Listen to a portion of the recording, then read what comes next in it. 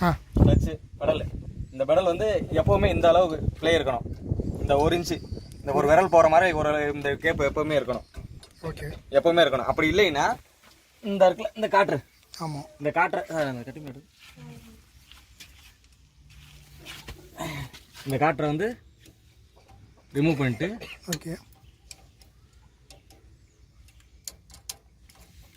Remove பண்ணி எடுத்துடணும். Remove பண்ணி எடுத்துட்டு இந்த யோக்கை 2 மரை கீழே இறக்கணும். கீழே இறக்கிட்டு மறுபடியும் நம்ம காற்று போடணும்.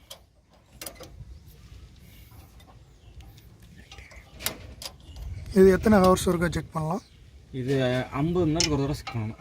செக் பண்ணால் கரெக்டாக இருக்கும். கரெக்டாக இருக்கும். லைஃப் வந்து ஒரு 3000 ஹவர்ஸ் வரைக்கும் ஓட்டலாமா? 50 மணி நேரத்துக்கு ஒரு தடவை செக் பண்ணணும். ப்ளே வந்து நம்ம வந்து அதிகமாக ஈரவத்தில் ஓட்டின முறையில் கிளச்சில் ஜாஸ்தியாக கிளால் வைக்க தேய்மானம் சீக்கிரம் ஜாஸ்தியாகும். அப்படின் போது நம்ம கிளச்சு வந்து ப்ளே வச்சுக்கிட்டே இருக்கணும்.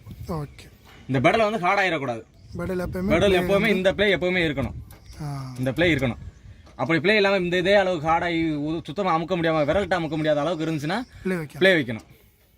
ஓகே.